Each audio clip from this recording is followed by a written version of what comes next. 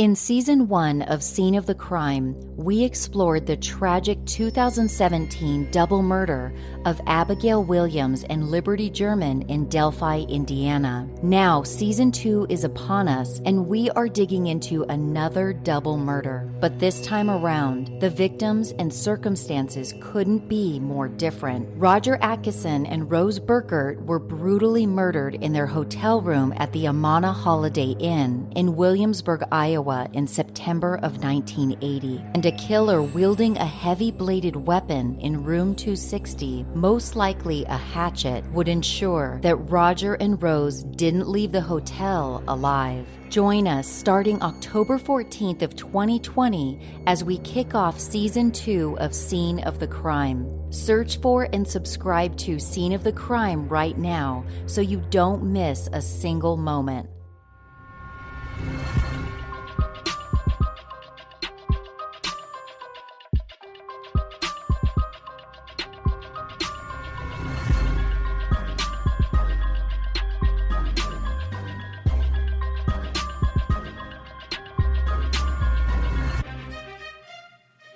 Hey guys, and welcome to the Moms and Murder Podcast, a true crime podcast featuring myself, Mandy, and my dear friend, Melissa. Hi, Melissa. Hi, Mandy. How are you?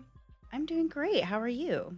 Doing really good, thanks. We're in the spooky season, my favorite time of year. Yeah, Just I mean, kidding. that sounds like you stole my line there.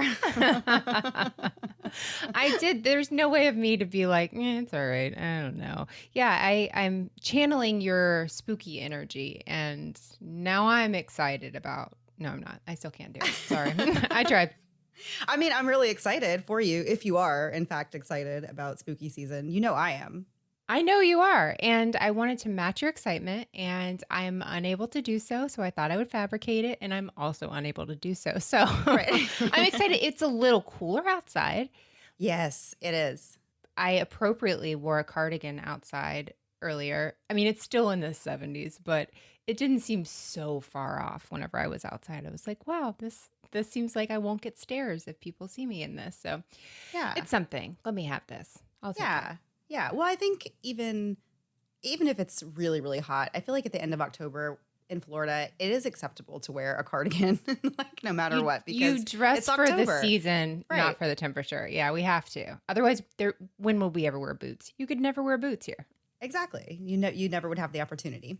So as we said, we have made it to the end of October, and that means that the holidays are just right around the corner. But first we have Halloween this weekend, and I, for one, am very excited. I have mentioned before that I love Halloween and all the fun Halloween traditions like carving pumpkins, which I actually did today, and dressing up, and obviously eating twice my weight in candy, which I did not do today, but hopefully I will be doing on Halloween or, around then. Yeah. Yeah. So this is my favorite time of year for so many reasons, and I fully embrace spooky season, as Melissa said. And with Halloween just a few days away, I thought that we would do something a little different and special this week to really get us into that Halloween spirit. Even you, Melissa, and I'm happy to see that you're already halfway there. Again, I don't think you realize how much I'm lying, but I'm really trying. So on this special Halloween edition of Moms and Murder, we're going to dive into the mysterious and haunting history of the famed Cecil Hotel in Los Angeles, California. We've actually already Googled Los Angeles, so this week we decided to change things up and do a special segment called We Googled This Holiday. So Melissa, I'm so excited that you have Googled this holiday for us, and I cannot wait to hear what you've come up with. Wouldn't it be funny if all I did was Google terrible facts, just like trying to really drive the point home that I'm not a big fan? But no, I actually looked up some fun stuff, and not your normal fun stuff. So hopefully it's not terrible, but here goes nothing, and I can't emphasize the nothing enough. So Mandy, the 1978 horror film Halloween had a teeny tiny little budget. Obviously, they did not think it was going to become a huge thing, but the most iconic thing from the movie is the psychotic Mike Myers mask.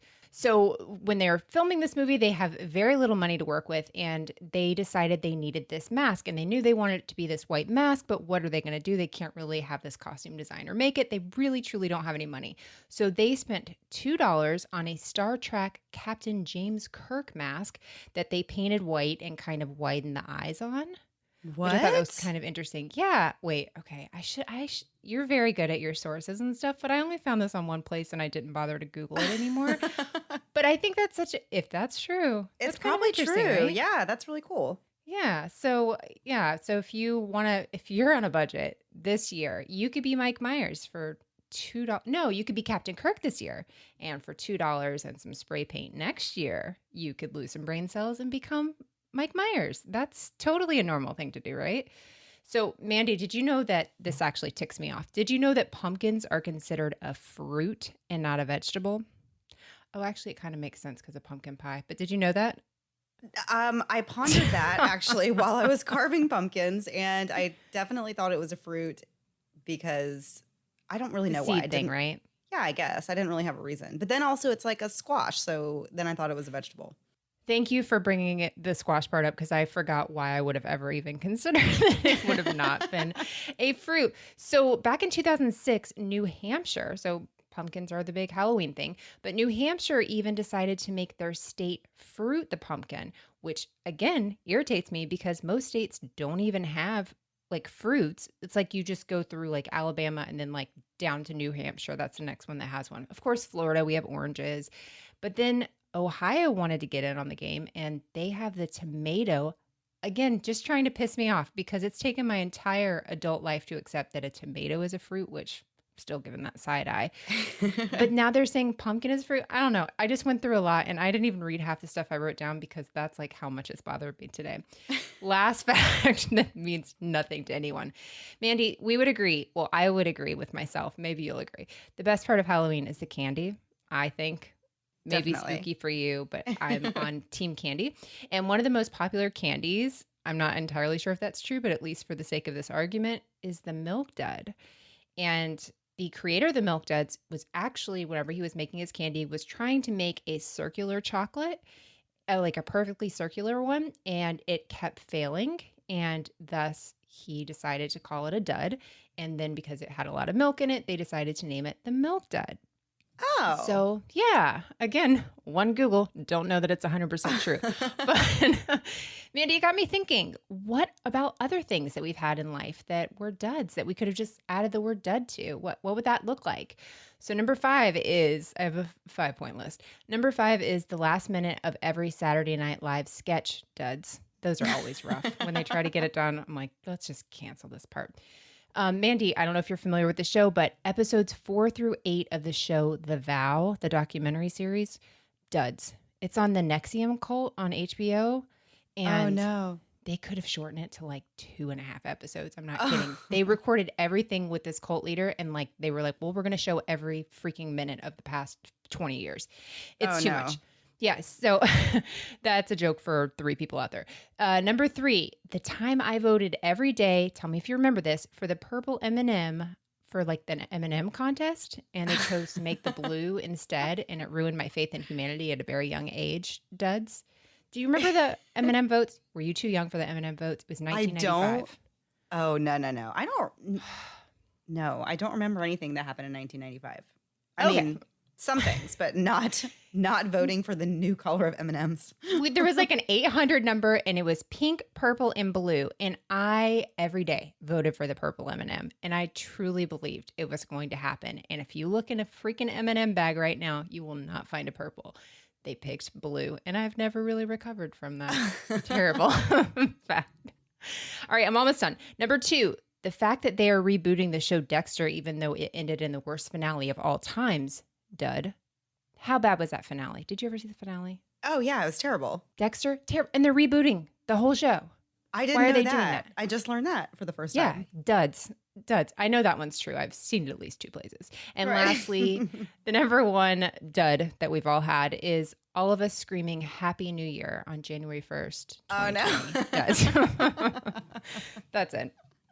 I really hope that is not the case when we do it again soon. In a No, couple I of won't months. even, I will not even speak the words. Next year, I'm just going to say, everyone have an acceptable year. That's going to be my mantra. That's Right. it. Right. All right. So the Cecil Hotel. If you are a true crime fan or even just a conspiracy, mystery, and horror fan, you have probably heard of this famous hotel and its perplexing and rather creepy past. It's the classic old haunted hotel story, except that it's not just an urban legend. There really has been quite an alarming amount of death and violence associated with this place. If you're an American Horror Story fan like me, then you may know that season 5, which is titled Hotel, and it stars Lady Gaga. Actually, I loved her in that role. I don't know if you didn't watch American Horror Story. You would never. Oh, yeah. I definitely, it was just like every week I was like a total Gaga head watching it. No, I was a little monster. No, but I heard she's great in it. And she is. Yes, I'll give you that. Yeah, she is. I'm not really like a huge Lady Gaga fan otherwise. I mean, she's You're okay. going to upset the She's monsters. okay. I know. Yeah, she's all right. But I loved her in that season of American Horror Story, though. She did a really good job in her role. So that season was actually inspired by the real life events that took place over decades at the Cecil Hotel. The real hotel, which is located at 640 South Main Street in downtown LA, is full of stories of mysterious deaths and murders, and even housed 2 serial killers at one point, which we will get into more in just a bit. First, we're going to take it all the way back to the beginning to 1924, when hotel owner William Banks Hanner commissioned the construction of the Cecil Hotel. When I started researching for this episode, I thought, man, I can't even imagine what life was like in 1924 because it seems like such a long time ago. And then I realized that it really was a long time ago. It was almost 100 years ago. So that is why it probably seems like a whole different world. The human experience certainly wasn't the same back then as it is now, and life was a whole lot different. The 20s are one period in history that I personally love learning more about. I am totally here for the jazz era, the flappers, and the development of many technologies that we have improved on and still use today. It's honestly so foreign and strange to think about life before things like smartphones, but those really weren't invented that long ago. The first Android phone was released in 2008, which means that both of my kids were born after smartphones became a thing, and they have no idea what life is like without that type of technology, which I think about all the time. You probably do, having kids that are similar ages. Right. Like, it always comes up where I'm like, wow, you guys really don't know, like, what we used to do like, without. Yeah, and I barely remember what we did without, this kind of technology that we have today. Back in the 1920s, though, not only did they not have smartphones, but they barely even had radios. And when radio broadcasting did hit the world, people really went just crazy over it. It was really cheap entertainment, and everybody wanted a radio in their home. And by the mid-1930s, most households did have one. So it's weird to think of life pre-phones, pre-TV, and pre-radio. And I just always wonder, like, what did people really do all day? Up until this point, most people were busy doing things necessary for survival. So farming, of course, was a big thing that everybody did because they had to. And that's just how you lived life back then. It's what a lot of people call the good old days. The 1920s were huge for the advancement of women as well. They started to become more liberated. And in the summer of 1920, they were finally granted the right to vote. It was during this time that many women chose to go to work outside the home and earn a wage of their own, and birth control became more widely available, which made it easier for women to plan their families. This decade is commonly referred to as the Roaring Twenties, and there are a lot of really good reasons for that. Technological progress allowed for the mass production of goods, the auto and airline industry as we know it was formed, employment was on the rise, and most households were bringing in enough money to buy luxury items in addition to actual necessities. By 1929, there was 1 car on the road for every 5 Americans, which meant that things like gas stations became a necessity, providing even more jobs for people, and things like hotels and motels became a big business with more and more people driving and traveling. The combination of these events allowed the economy to become a consumer economy, and it really soared in the 20s. But not everything that happened in the 20s was positive and rosy. This was also the era of Prohibition, which went into effect in the early 1920s and prohibited the manufacture, sale, and transportation of alcoholic beverages in the United States. Lawmakers evidently felt that if not for the consumption of alcohol, there would be less crime, corruption, social problems, and less people in prisons and poorhouses, which created a tax burden. In an effort to curb these issues and improve health in America, the sale of liquor was outlawed for the first and only time in history. But it backfired in a huge way, and Prohibition gave rise to some rather seedy criminal activity. People started making their own booze in bathtubs and selling it to others, and what they called speakeasies were born. These were places you could go to illegally consume alcohol. These things were taken advantage of by organized crime groups and led to what we know as the period of gangsterism, which is an actual term used by Britannica. And some of the most notorious gangsters and mobsters were active during the 20s, including Al Capone, Bonnie and Clyde, and John Dillinger.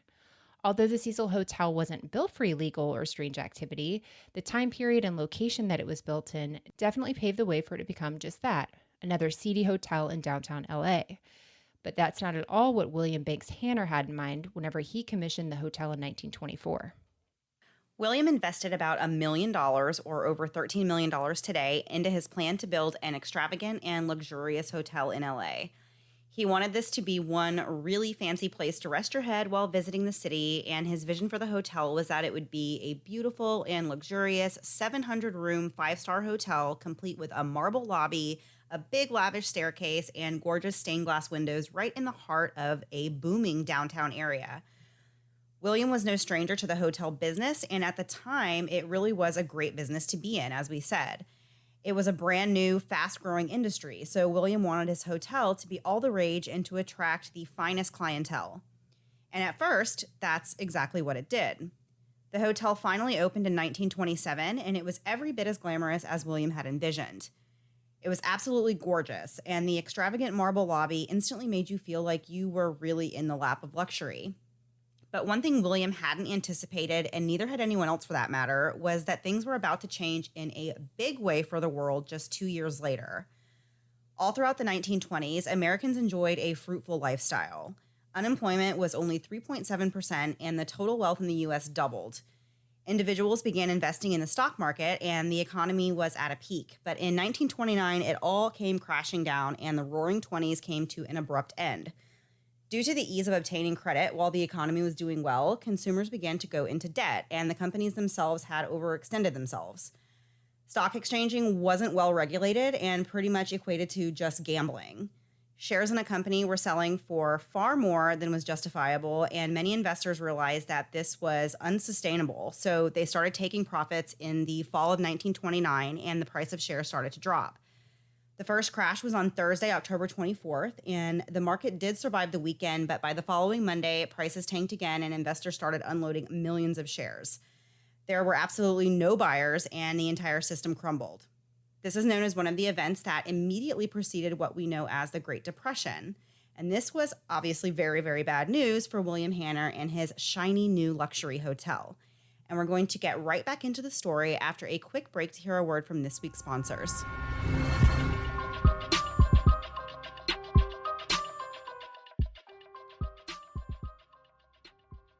We are so excited to share with you guys about FrameBridge.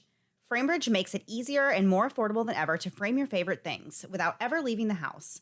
You can do anything, like create the perfect gallery wall for your home office or send the perfect gift to a loved one. FrameBridge can do just about anything from art prints to diplomas and even those photos on your phone you've been meaning to print out for months. Here's how it works. Head over to framebridge.com and upload your photo.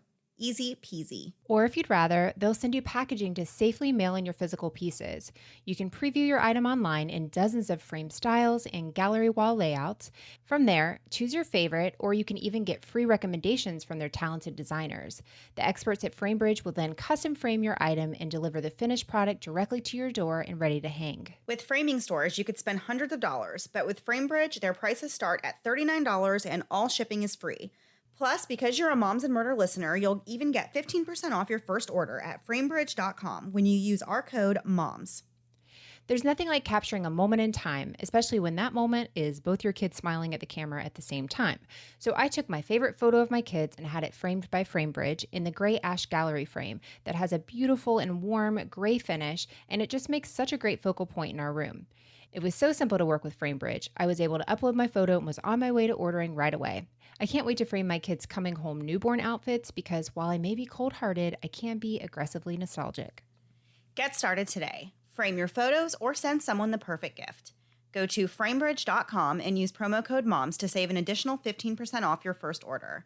Just go to framebridge.com, promo code MOMS. Framebridge.com, promo code MOMS. Finding a new bra is no one's favorite activity, but finding a great bra was nearly impossible until now, thanks to Third Love. Third Love will help you find your new favorite bra that's made of high quality and has tons of comfy styles that start at just $45. What I really love about Third Love is that you can take a Fit Finder quiz to help you find your bra size without having to just take a stab in the dark like I had done for years. It turns out that over your lifetime, your body changes. Crazy, right? Third Love makes it easy to find the size you wear now, not the size from your senior prom, by offering a Fit Finder quiz that both Mandy and I have taken. The quiz was simple and just asked me a few questions about the bra I currently wear, and within about 60 seconds, boom bada bing, the Third Love fairies quickly told me what size and styles would work for my body. It's like magic. But Third Love isn't just any old bra. Thanks to their signature details like memory foam cups, a scratch-free band, plus my personal favorite, their no-slip straps. Third Love has made amazing bras because they focus on what you, the customer, wants. Comfort without any shortcuts or substitutions. Third Love knows there's a perfect bra for everyone, so right now they're offering our listeners 10% off your first order. Go to thirdlove.com/murder now to find your perfect fitting bra and get 10% off your first purchase. That's thirdlove.com/murder for 10% off today. And now back to the episode. So before the break, we were talking about the Roaring Twenties and what was happening right before the Great Depression and the Cecil Hotel that was being built and how that was going to impact the building and the success of this hotel. And so the area that the Cecil Hotel was built in had once been really booming and lively, but it quickly became a pretty sketchy part of town. If you've ever heard the term used, Skid Row, that's actually where Cecil is located.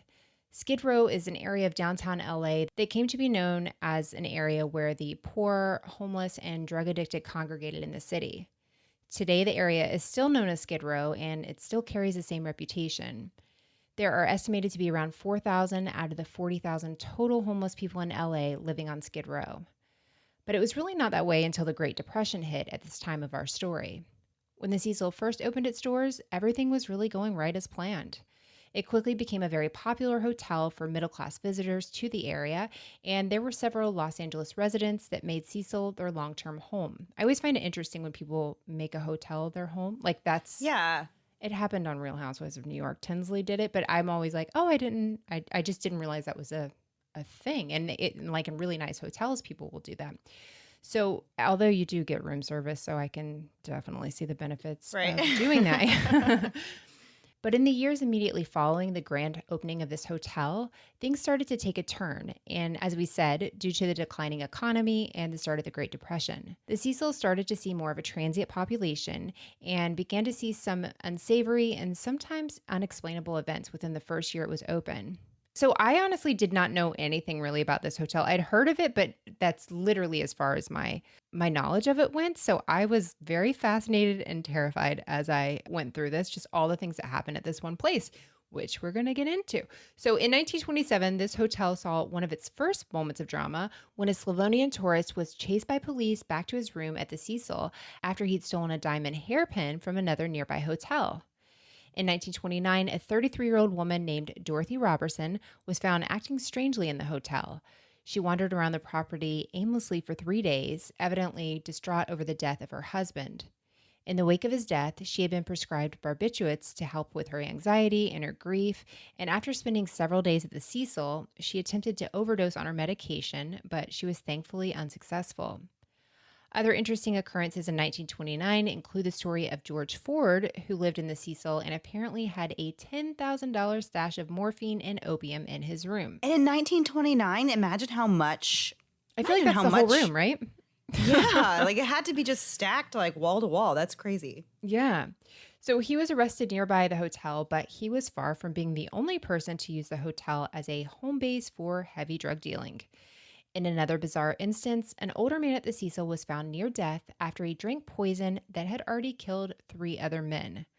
But all of this was merely just the beginning of what would become a dark story about a very, very strange hotel. So the really macabre stuff that's associated with the Cecil didn't start until 1931 when the first of numerous suicides took place on the premises. A visitor from New York named W.K. Norton took encapsulated poison to end his own life after using a fake name to check into the hotel. Sadly, there were 5 more suicides at the Cecil Hotel from 1931 to 1939. During this decade, the clientele that came in and out of the Cecil was kind of a mixed bag. It hadn't completely plummeted yet, but there weren't as many wealthy or well-to-do guests as there were in the very early days. But the horrors that plagued the hotel continued. In one case, a woman named Grace Margot either fell or jumped from the window on the 9th floor and became tangled in the telephone wires below. She later died at a hospital, and investigators were never able to determine whether she jumped, fell, or was pushed from the window. In January of 1938, another suicide victim was found after he jumped from the top floor. He had been living at the Cecil for several weeks prior to his death. 2 of the suicide victims in the 1930s were found dead in their rooms of intentional poisoning. One suffered a self-inflicted gunshot wound, and one slashed his own throat with a razor and left a note stating that his poor health was the reason he chose to end his life. Things really did not get any better in the 1940s for the Cecil Hotel either. There were more suicides by poisoning and more jumping deaths, but it was also in the 1940s that an infamous, gruesome murder was discovered in Los Angeles. The body of actress Elizabeth Short, aka the Black Dahlia, was discovered by a woman and her son while they were walking the streets of LA. We won't go into too many details about this crime because it's already very well known, but if you have never heard of the Black Dahlia story or you need a quick refresher, this was an iconic case that took place in the 1940s. Elizabeth's body was found dismembered and drained of blood, and her mouth was cut at the corners into the shape of a smile. And at the time of the discovery of her remains, her identity was unknown, so she was dubbed the Black Dahlia. She was, however, quickly identified through fingerprints. When I say quickly, I mean quickly for the time. They had to send it, they had to send it off, and then they got the results back. Her murder was so gruesome that it became a media sensation and has since been one of the most notorious and well-known true crime cases in history. Well, legend has it that Elizabeth Short was actually seen several times at the cocktail lounge at the Cecil Hotel in the weeks leading up to her death. To this day, it remains a mystery who killed Elizabeth Short. And that is just the first major crime story to have ties to this hotel. Over the next several years, many other tragedies occurred at or were associated with the Cecil Hotel and its residents. A lot of the tragedies were death by suicide, but there were also a number of what some might call freak accidents. For example, one resident of the hotel, an elderly woman, was found dead in the ocean of an apparent drowning. And in another instance, a truck driver was struck by a large truck and pinned against the side of the Cecil Hotel, killing him instantly. One of the most bizarre freak accident type deaths that happened at the Cecil was actually 2 deaths in one. In 1962, a woman named Pauline Otten jumped to her death from her window, just as an elderly man was walking along the sidewalk below. She landed on this man, killing them both instantly. When police arrived at the scene, they really couldn't figure out even what had happened. They observed the body of a young woman on top of the body of an older man, and at first it was believed to be a double murder, possibly due to an affair that the man may have been having with the young woman. But that theory didn't really stack up or make much sense, and eventually they concluded that the young woman had to have somehow jumped at just the right time, causing her to land on the man who she had no prior connection to at all. That is terrible. Just crazy, and definitely like what you would call a freak accident. Yeah, like definition, textbook freak accident. Yeah. So the shocking death of Goldie Osgood, also known as Pigeon, is also an infamous story from the Cecil Hotel. Goldie was an older woman who had retired from her job as a telephone operator, and she spent her time feeding the pigeons in a nearby downtown square while calling Cecil her home. She was very well known around town and among the residents at the hotel, and all who knew her said she was really the kindest woman. But in 1964, she became the victim of a gruesome murder. Her body was found inside her room at the Cecil. She had been raped, stabbed, and strangled to death. Her murder was never solved. There were truly too many suicides and violent deaths at the Cecil from the time it opened to the 70s, so many that it wouldn't make much sense to sit here and list them all off. Many of the deaths by suicide at the hotel were people who had checked in with a fake name, and in some cases, police were never even able to trace back their real identities, so little is known about them or what led them to the Cecil or what led them to suicide. We don't mean to gloss over any of these tragedies that happened in the hotel, but there's just a lot more information out there about some of them compared to others. So we've spent a lot of time talking about the history and numerous deaths that are known to have occurred at the Cecil, but we still haven't talked about some of the most famous crimes and criminals. We're going to fast forward a little on our timeline and jump into what happened at the Cecil in the 80s. And oh my gosh, I had no idea. All right. So, everybody listening to this show has an interest in true crime stories. And if you have been a crime buff for a while, then there are certain names and cases that probably stick out in your mind or ones that you may know a lot about. For many people, the story of Richard Ramirez is one that they've become familiar with, or at least the name. Richard is best known by his moniker, the Night Stalker, and he truly was the scariest thing in LA from April of 1984 to August of 1985. If monsters are real, they are the Richard Ramirezes of the world. Because this is a crime story that has been done over and over again, ad nauseum, really. We aren't going to deep dive it like we would with a normal case, but because of the fact that the Night Stalker of LA is associated with the Cecil Hotel, we are going to talk a little about who he was and what his crime spree consisted of. So Richard Ramirez was born in El Paso, Texas on February 29th, 1960. He was the youngest of 5 children born to Mexican immigrant parents named Julian and Mercedes. While Richard's mother was pregnant with him, she worked at a boot factory, which exposed her to highly concentrated chemical fumes. As a result, Richard, along with all of his siblings, were born with various birth defects, from respiratory problems to bone deformities. Life was stressful in the Ramirez household, and Julian was abusive towards his wife and all the kids. When Richard was a very young toddler, just 2 years old, he had a big, heavy dresser tip over and fall on his head, which caused a large laceration, and he had like a severe head injury. A few years later, when he was 5, he suffered another blow and was knocked unconscious by a swing. Following this accident, Richard began having epileptic seizures. At the impressionable age of just 13, a cousin of Richard's who had fought in the Vietnam War showed him some graphic and disturbing images of Vietnamese women that he allegedly had raped, tortured, and killed. Seeing these images and hearing the stories triggered something in Richard's brain, and he started seeking out more instances of violence and death and seemed to get some kind of pleasure from it. Richard eventually started using drugs and became a heavily addicted user. He also developed an interest in Satanism, which is something that he really got into and became a really big factor in investigating his crimes later. Experts said that he was a narcissist that loved attention and being sort of an enigma that people were afraid of. When Richard started down this path of drug use and satanic worship, he began committing petty crimes and started becoming more and more estranged from his family.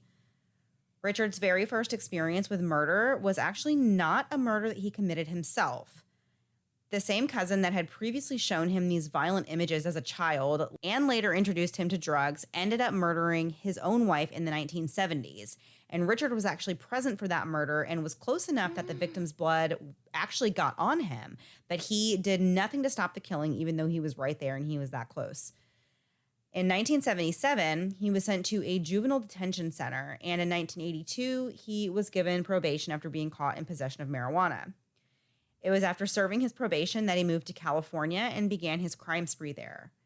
He committed numerous burglaries and thefts and continued using drugs. And by this time, he had moved on to something a little heavier. He started using cocaine.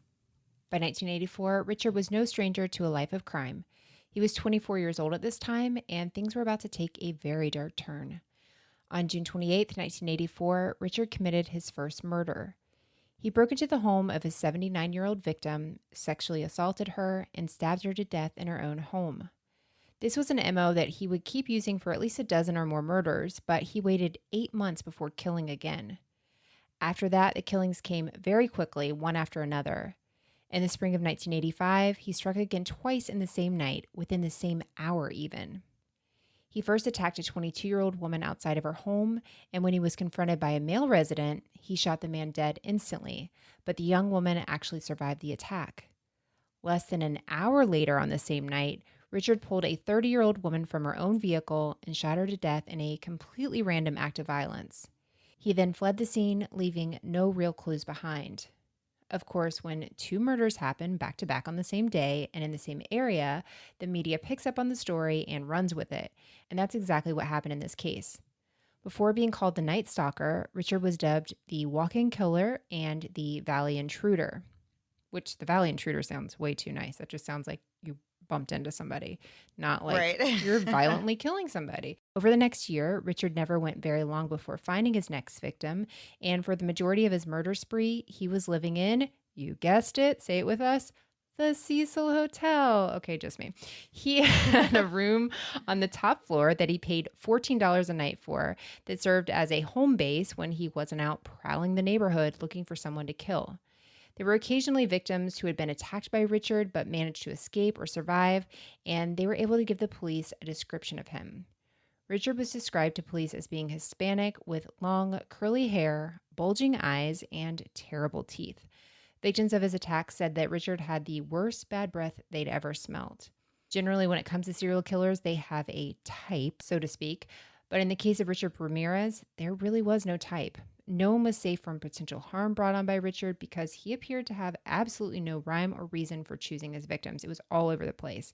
They were all ages, genders, and backgrounds, and seemed to be chosen completely at random, which isn't something you see a lot with serial killers.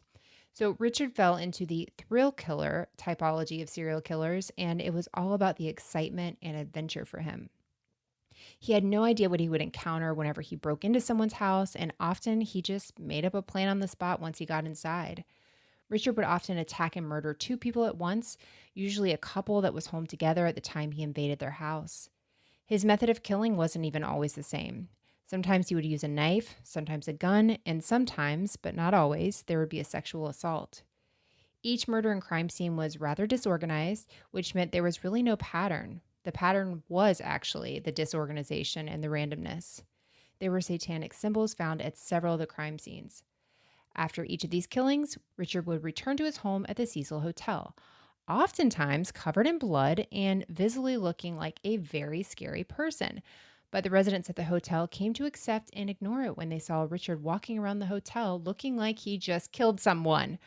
What is the other reason? I just can't.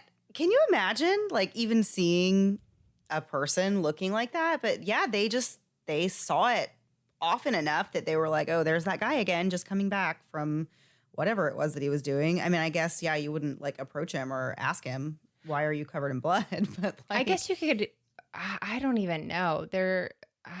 What do you confuse it with? Well, beet farming. There's an episode of The Office where Dwight's covered in what looks like blood, but it's actually he's a beet farmer. But really, like, what do you have to say to yourself to be like, yeah, that guy's covered in blood, just don't get on the elevator with him? What? Right. That's a lot. I had no idea people saw him and like was like, something's going on with that guy, but it's all right. Let's go to sleep. Lock your door. Right. Yeah.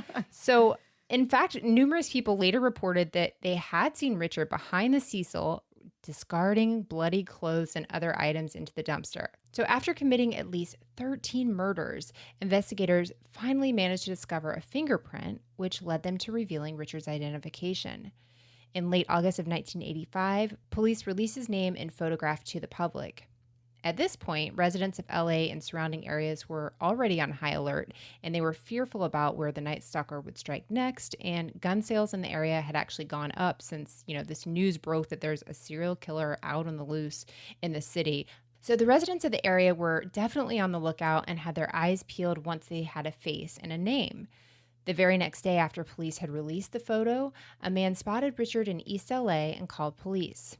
Richard tried to evade arrest by stealing a car, but he was ambushed by a surrounding crowd who nearly beat him to death before police arrived. As we mentioned before, Richard was a complete narcissist. So after his arrest, he really put on a show for the police and for the media.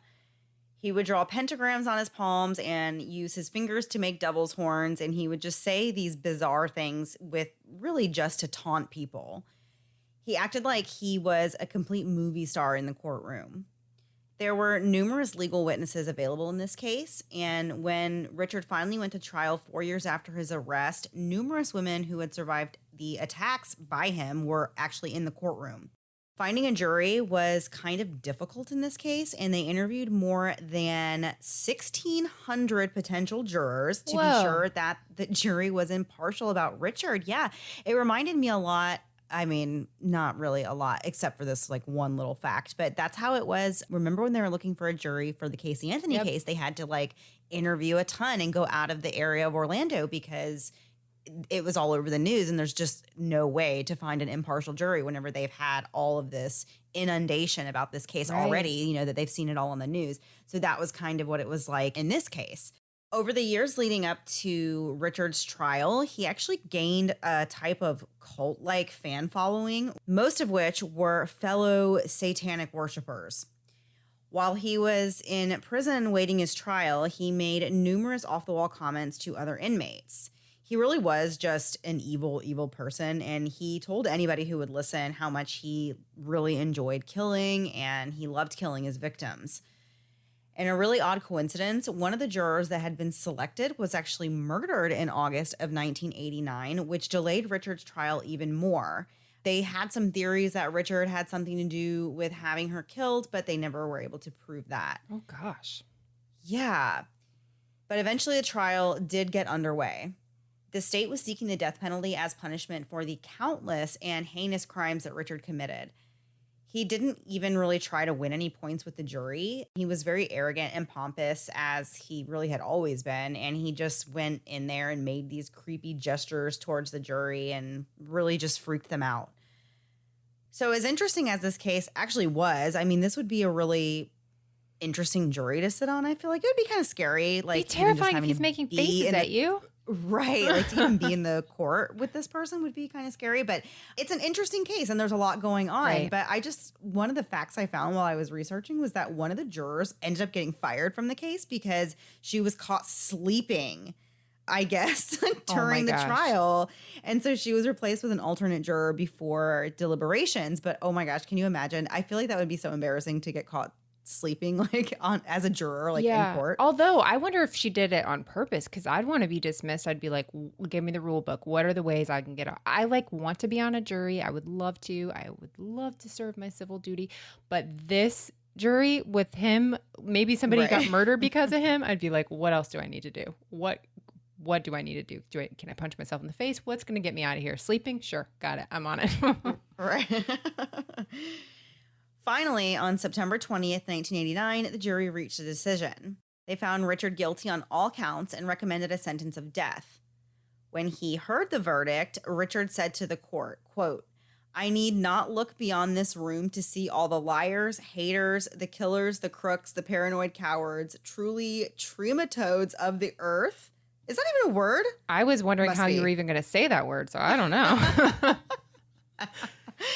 He told them all they made him sick, and he said that he was beyond their experience. He was beyond good and evil. So that was his quote that he gave to the court. So that was just some of his antics. That's how he was. So as far as his thoughts on receiving the death penalty, he said, quote, "Big deal. Death always went with the territory. See you in Disneyland." And Disneyland stock dropped 3,000 points that day. So after he was convicted of the 13 known murders, he was later connected to several other murders where his DNA was found at the scene. It's unknown how many murders Richard is truly responsible for, but he is one of the most well-known serial killers in American history, and he lived at the Cecil Hotel for the majority of his murder spree. He actually ended up marrying one of his female fans or pen pals from behind bars in 1996, which I never understand that. I feel like all of them have those... of those serial killers, and it's just crazy. They have this huge following, and like women want to be pen pals with them and like marry them, which I think is... It's interesting. I don't know. I watch a lot of TV shows about this. It's very interesting. It is interesting. Richard attempted to appeal his conviction, but it was denied, and he remained on death row. But death ended up coming for Richard sooner than his planned execution. In 2013, news broke that Richard Ramirez had died due to complications from B-cell lymphoma. He was 53 years old and had already spent 24 years on death row before he died of natural causes. The story of Richard Ramirez and the lives he took is still one of the most terrifying cases of serial killing, but he wasn't the only serial killer in the 80s who called the Cecil Hotel home. How, Mandy? How? I don't know. It's this hotel. It's the hotel. And we're going to get right back into the story after one last break to hear a word from this week's sponsors.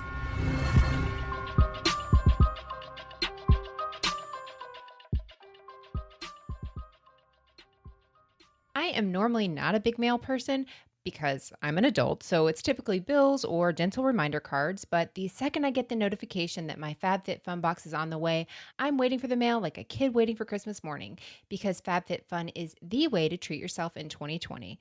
And the winter box is amazing. There are treats for everyone, like my new favorite thing, my Summer in Rose cozy robe, which is luxuriously plush and even has every girl's best friend front pockets. Plus, it has a hood, and it really feels like you're just being hugged by a cloud. It's so comfortable. I wear it all the time, and I literally mean all the time. I am wearing it right now as we record. You know how sometimes you're nervous to recommend something to a friend in case they don't like it? Well, that's not the case with FabFitFun, because it always has tons of things you and your friends will love. Like, I chose the Mobile White Advanced Teeth Whitening Kit. The whitening gel and LED light tray system gives you a brighter, whiter smile with mobility by just plugging into your handheld device. I've used my kit every day for the last 5 days and have already seen a difference in the whiteness of my teeth, and it's so convenient to use while doing other things. I just pop it in while I'm researching for the podcast or watching a TV show, and the 20-minute cycle goes by in a flash. The best part is you don't have to go store to store searching for all these fun and high-quality products to treat yourself this season. Let FabFitFun treat you, plus get tons of amazing seasonal must-haves, all without ever leaving the house. Pre-order your winter box today. Sign up now so you can snag amazing products like the Summer in Rose cozy robe or the Mobile White Advanced Teeth Whitening Kit when you customize. Use coupon code MOMS for $10 off your first box at fabfitfun.com. Again, pre-order your winter box today. Sign up now so you can snag amazing products like the Summer in Rose cozy robe or the Mobile White Advanced Teeth Whitening Kit when you customize. Use coupon code MOMS for $10 off your first box at fabfitfun.com. You've heard the phrase, dance like no one's watching, but if you're like me, you think the phrase should actually be pull and tug on your shirt while no one's watching, since I'm doing that far more often than I'm out dancing.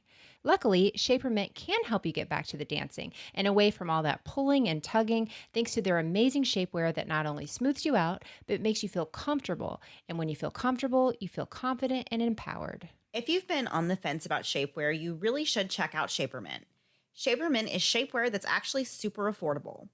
I've searched the internet before for shapewear, and some of the prices are jaw-dropping, but Shapermint is half the price of those other guys because they wanted to make their shapewear affordable, and they have, while still being high quality and incredibly comfortable. I now have a pair of the Impetua all-day, everyday high-waisted shaper shorts that I can wear under literally anything. I actually wore it the other day under one of my favorite shirts that, much like a contestant on The Bachelor, can be a little clingy. But with the Impetua all-day, everyday high-waisted shaper, I spent none of my time pulling on the shirt to keep it from clinging to my body, and I danced around the room. I'm lying about that last part. I did absolutely no dancing, but I could have if I wanted to because I had no cares in the world thanks to Shapermint. You can get up to 60 to 70% off shapewear with Shapermint's ongoing discounts, plus an extra 10% off your order just for being a listener of our show. But you must go to shapermint.com/moms and use our code MOMS. That's SHAPERMINT.com/moms. Code MOMS to get our exclusive listener at a discount of an extra 10% off your order. Shapermint.com/moms. Code MOMS. Now back to the episode.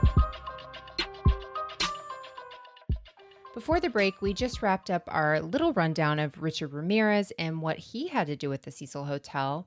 What some people might not know is that there was actually another serial killer around the same time that also stayed at the Cecil. His name was Jack Unterweger, and he was originally from Austria. Jack grew up poor with his grandfather in a one-room shack. His grandfather was an alcoholic and physically abused Jack as a child. Before Jack was even an adult, he was already committing violent crimes. He spent time in prison as a youth for assaulting sex workers, and in 1974, he strangled one woman to death with her own bra. He was sentenced to life in prison for that crime, but somehow he managed to win over the public and the courts over a 14-year period in prison. He spent that time writing poems and stories and an autobiography, and he hailed himself as the Rehabilitated Killer, which is a nice thing to call yourself, Right. not that somebody else is calling you. So some very wealthy and powerful Austrians ended up petitioning for his release, and Jack was paroled in 1990. He became an overnight celebrity and appeared on talk shows and got invited to all the hottest cocktail parties. He was really living it up, but it was all a lie. He had quickly returned to murdering sex workers, and within the first year of his release, at least 6 women had been murdered by him. And then he left Austria for Los Angeles under the guise of being a journalist working on a story about crime in LA. Once he was in the city, he firmly rooted himself and cozied up to the local police, and he even went on ride-alongs for research purposes. While staying in LA and quote-unquote working on a story, Jack lived in the Cecil. He focused his pretend stories mostly on sex workers in Los Angeles, and on his ride-alongs, he would even get to meet some of them and talk to them, ask them questions like he was conducting an interview. These women would soon become his victims. During his time staying at the Cecil Hotel, Jack murdered 3 sex workers, and all 3 were beaten to death and strangled with their own bras, just as Jack had done to his very first victim back in Austria. Eventually, Interpol officials noticed that the MO in the Los Angeles killings matched that of Jack Unterweger, and they began looking for him. He led officers on a worldwide manhunt through Switzerland, France, Canada, and the United States. His credit card transactions are what finally led the investigators to his location. It was actually bounty hunters who made the connection and realized that Jack was in Miami. He was taken back to Austria and indicted on 11 more murder charges, but he didn't face trial for 2 years. He was found guilty on 9 of the murder counts, and the judge sentenced him to life in prison once again, but this time he was placed in a maximum security prison. The very next day, on June 29th, 1994, Jack hung himself from a curtain rod in his jail cell with a drawstring from his sweatpants.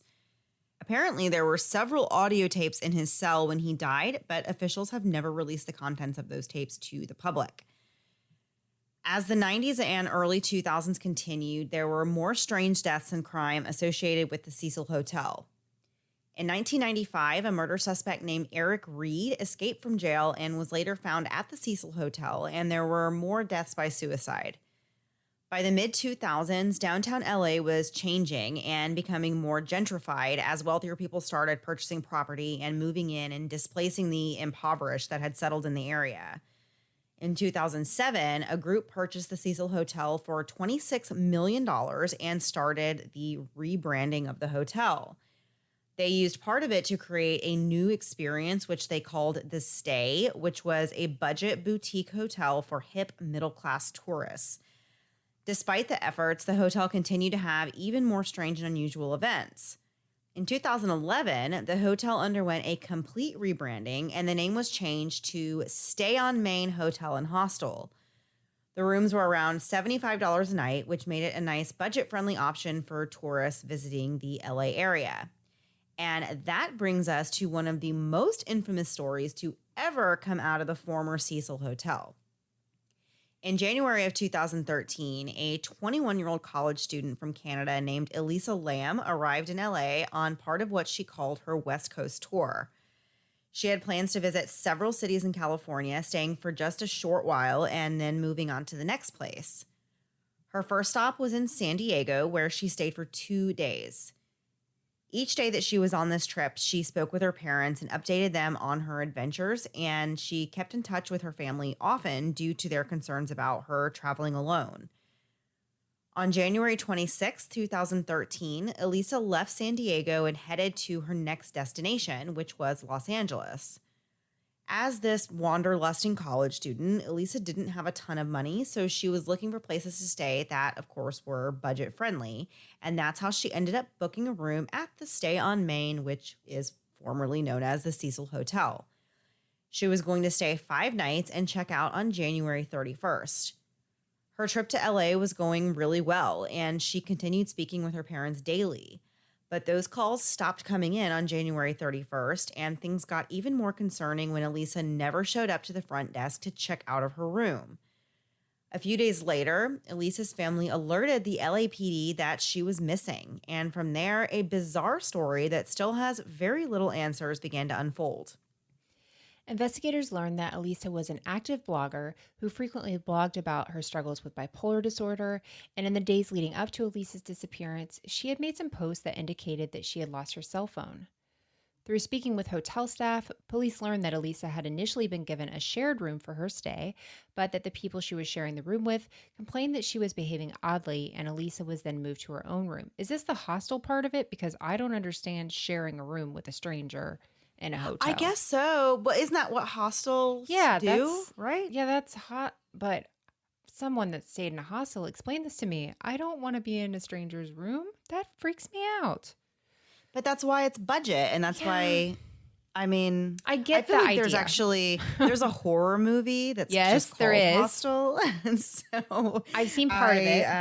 I'm already freaked out. Like by just when I hear the word, I'm like, oh, I just automatically would never stay somewhere that even had that like in the title of their Yeah. I place. get it though. Some people, I think my sister and brother-in-law might have done that at one point, traveling just so they could stay in different places, and they stayed in them. And they're just kind of lucky people anyway. So it worked out really well Right. for them. But to me, it's just the idea is so foreign to me because I'm such a, like, you know how I am. I'm just terrified of everything.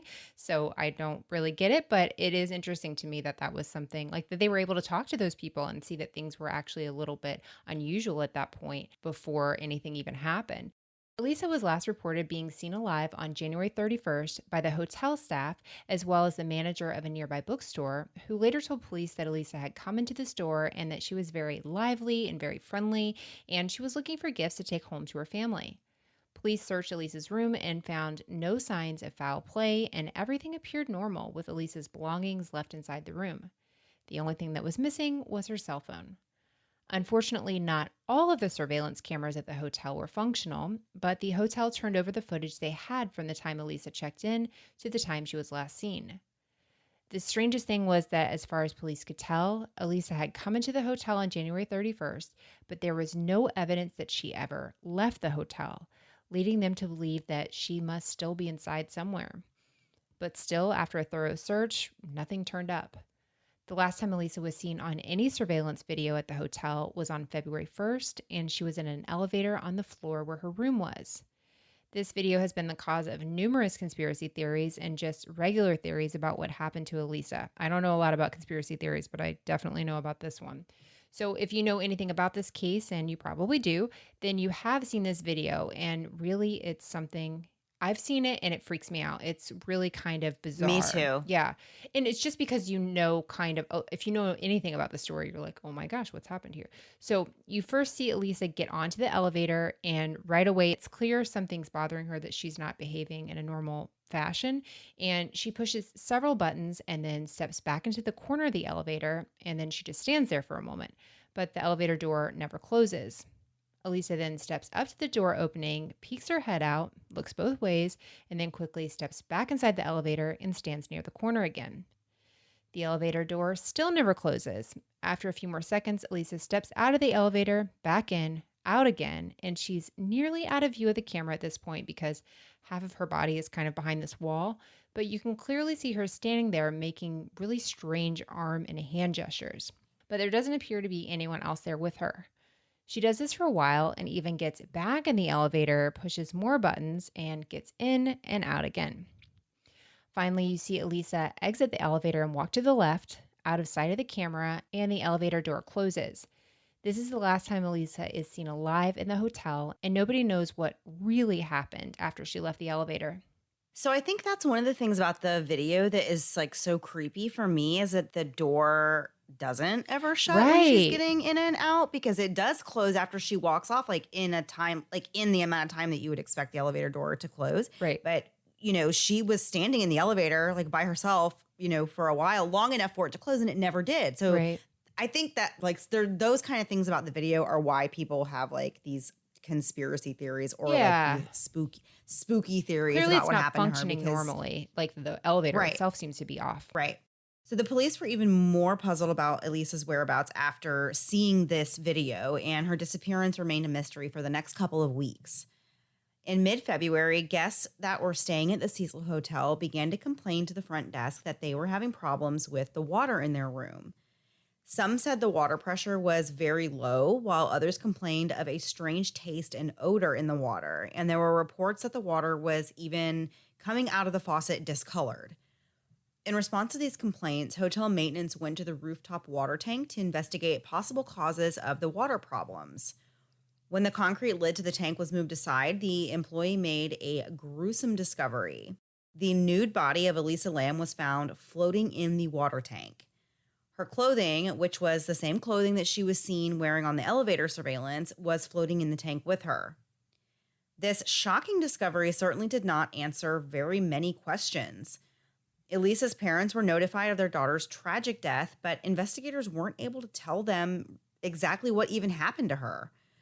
Although the mystery of where Elisa Lam was had been figured out, there were now many more questions about exactly how she died. The main thing to note is that access to the hotel rooftop isn't exactly easy. The only way to get up there is by fire escape or if you have a key to the door, which only very few hotel workers had. I read there was some conflicting sources. Some said there was only one person at the hotel that had it, and then I read that there was also 2 or 3. So I'm not really sure, but either way, it was not very many people at the hotel who would have had access to it. So, of course, the internet really ran wild with theories about what they think happened to Elisa Lam. Some wondered if Elisa had taken any drugs or whether her chronic depression and bipolar disorder caused her to take her own life, but the police really weren't even close to being convinced that that's what happened. For one thing, she was spotted earlier in the day that she went missing and she was buying gifts for her family, and she was in high spirits, according to the clerk that helped her that day. The police didn't feel that it sounded like somebody who was planning to end their own life later on that very same day. You know, she's doing things, buying gifts to take home to her family, so she obviously has plans beyond just, that afternoon. The other big thing that pointed away from that theory was that Elisa was found in the water tank with the lid to the tank closed. So if she had moved the lid on her own and got into the tank on her own accord, she wouldn't have been able, once she was in the water, to put this concrete lid back on the tank, meaning that somebody else had to shut the heavy lid after she was in there. The next obvious theory was that Elisa was murdered and placed in the tank, but her autopsy didn't back that up. Her official cause of death was drowning, and there were no signs of trauma or sexual assault.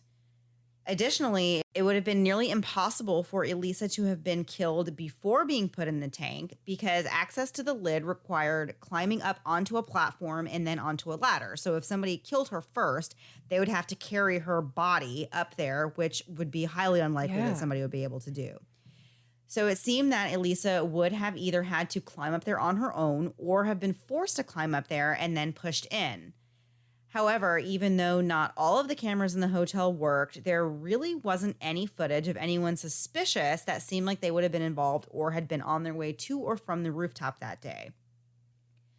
The other theories about this case are, of course, more of the conspiracy variety. So there's people who believe in like paranormal stuff and that something evil was communicating with Elisa in the hotel and that this invisible presence drove her to climb up to the water tower and get in. Believers of this theory say the surveillance footage supports their belief, and they feel that it's clear that Elisa was not truly alone on the elevator. They allege that her actions and movements indicate that she was hiding from something or someone, and that she clearly looks like she is talking to and making hand gestures at somebody in the hallway that's out of view. They also allege that Elisa's arm movements seen on the footage are unnatural, and that the only explanation is that some type of paranormal phenomenon occurred. The most plausible theory that has been presented about this case is that Elisa was suffering a severe manic episode complete with paranoia, delusions, and hallucinations. A toxicology report that was performed with her autopsy showed that Elisa had taken one form of antidepressant that day, and she had traces of a second antidepressant and a mood stabilizer in her system, but they were not high enough levels for her to have taken them that day. So basically, they're saying she's prescribed these medications, but she obviously was not taking them this day. Right. In total, Elisa was prescribed 4 different medications to treat her bipolar and depression, but from looking at the toxicology report, it appeared that she may not have been keeping up with those medications. There were no drugs or alcohol present in her system either, making the case all that more perplexing. The people of the internet took no time at all to notice the stark similarities between Elisa's death and the plot of the movie Dark Water. There are others who believe that Elisa was assassinated by something called the quote-unquote invisible light agency, and Mandy even said it's a theory she can't get into because it makes no sense. So kudos to you, Mandy. The name of it is weird enough for me. So Elisa's death was officially ruled an accidental drowning due to a manic episode, but to this day, experts and true crime lovers are still haunted by the story, and will probably never really know what truly happened to Elisa Lam. All throughout the years at the Cecil Hotel, and even when it became this stay on Main, people have reported ghost sightings and strange occurrences in the building. It became a focus for crime and horror tours around the city. 4 years after Elisa Lam's body was discovered in the water tank, the building was officially designated as a Los Angeles landmark, and a New York-based developer began working with the owners to convert the hotel into a boutique hotel with units available for long-term rentals and apartment space. They started a $100 million renovation and hoped to fully rebrand and shake off the bad vibes of the Cecil. At the start of the project, the hotel closed its doors for business in 2017. However, it won't remain closed much longer. There's an article from around 13 months ago that said the project is set to be completed by October 2021. But of course, we have a little thing called the pandemic going on, so we don't know how that's affecting the progress. But the infamous hotel could reopen in as little as a year from now. There will be 299 hotel rooms, no thank you, and 301 single-room residences. Hopefully they have a better time with this reopening. But at what point do you just say, like, just burn it? Just burn it down. It. Yeah, I know. Start over. Take that $100 million. Let's put it somewhere else. That's you could not pay me $100 million. I don't know if they can. Yeah, no, I don't know if they can now that they've like declared that it's a landmark of the city, because I'm pretty sure like the whole point of doing that is so that it's like now a protected space. Like I don't think they can actually just tear it down completely, but I don't know that I would keep it as a hotel, and I certainly don't think I would ever stay there. I mean, I would go there and like just take a picture, but like I would never stay there. That's crazy. No, I honestly, if my route to work was that way, I would reroute myself. I wouldn't even go within like a 3-mile radius of this place. I had no idea so much went on there, but oh my gosh. Good thing Cecil Hotel is not sponsoring this episode, because we would be doing a terrible job of selling it to people. But that's just too much. That is way too much for me. That's scarier than that crazy place you and I stayed at in Miami. Oh my gosh, I was going to ask you. Yes, I was going to ask if you remember that place, because Mandy. That's totally what I thought of. That place was so scary. But that's all I could see the whole time we were talking about this. If you've never heard us tell that story, we told it on Patreon, so it's on there from a couple years ago when we went. And it was this place that we found out after we stayed at that it was the second most haunted place in Miami. And the people that were there, I think, might have been more terrifying than the dead people's ghost, who I think could have been. I don't believe in ghosts, but that's as close as I came to believing in ghosts. I was like, I didn't want to leave the room, and I also didn't want to go into the room. There was just like both. I didn't want to be anywhere. I wanted to, it was just not, I will never forget that. I can't even believe you said, I was wondering if you thought about that. I think about it every night before I go to sleep.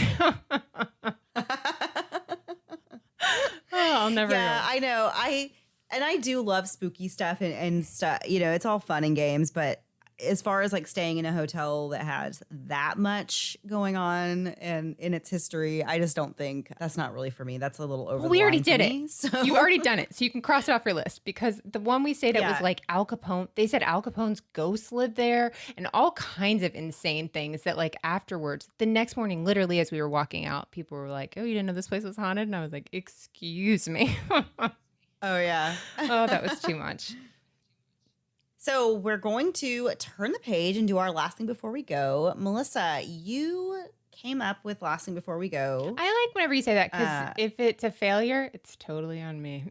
No. I'm just saying that I'm handing over the reins to you now, so you can do your thing. So I don't watch scary movies, although I did apparently see part of Hostel, and I've seen a couple.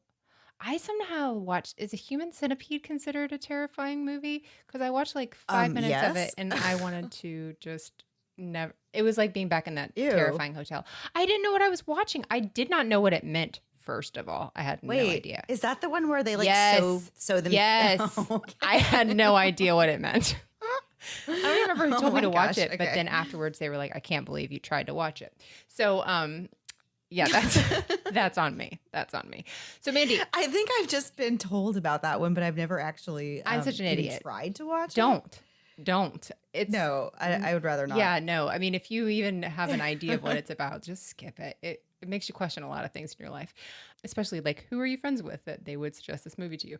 I'm going to give Mandy, since Mandy knows this world better of creepy or scary Halloweenish movies, I picked a few quotes and I'm going to give her the quotes and see if she can guess what movie they're from. So I just picked a few. A couple might be kind of easy. I don't know, but we'll see where it goes. So Mandy, the first one is, every town has an Elm Street.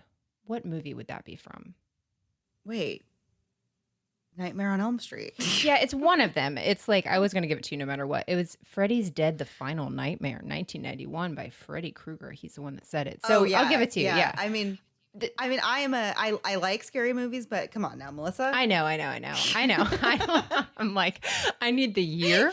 I need to know the producer. Yeah. I need to know what they were wearing when they said this. No. Okay. So the next one is, Sid, don't blame the movies. The movies don't create psychos. Movies make psychos more creative. Sid.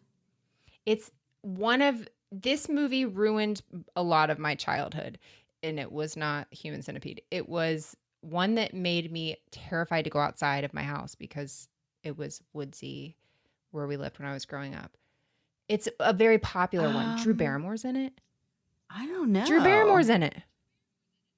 Very popular. I don't know. If I said shout, what's the other word for shout? Scream. Yeah, scream. Yeah. Oh my gosh. I always get Scream confused with the one that's the fake one. Not Scream. Yes. Oh yeah. Scary movie with Anna Faris. Yes. Okay, so I've got two more for you real quick. So a boy's best friend is his mother. Oh, that's creepy. Mm-hmm. The person that said it was no. Oh, go ahead. It just reminds me of that movie Mommy Dearest. That's probably not it, but have you seen that? That's a terrible movie. Oh yeah. Too. No more wire hangers ever. Yes. Yeah. I said that all the time. No, who? This was Norman Bates. Sound familiar? From Psycho. Okay. Oh. And my last one, Mandy, let's see if you can get this. This is truly the most terrifying movie I've ever seen. The quote is, "If you're a bird, I'm a bird." Oh my gosh, scariest movie ever, The Notebook. Yes. I hate that movie so much. That's it. Yeah, the one you got was the most scary. Good job. That's so funny. It's not that bad, but I mean, it is. If you're a bird, I'm a bird. What does that mean? Are you becoming birds? Are you bird people now? It's about love. It's about love, Melissa, and being with your partner and just being the same thing they are. Okay, if you're a human, I'm a human. That's love too. We don't have to change species for this. It's insane. Okay, yeah. Oh, maybe human centipede's worse, but barely. Well, those were fun. Those were really fun. Yeah, so I hope everybody enjoyed this episode this week. This one was definitely different and a lot of fun for me. And I think Melissa maybe even learned a thing or two about the Cecil Hotel.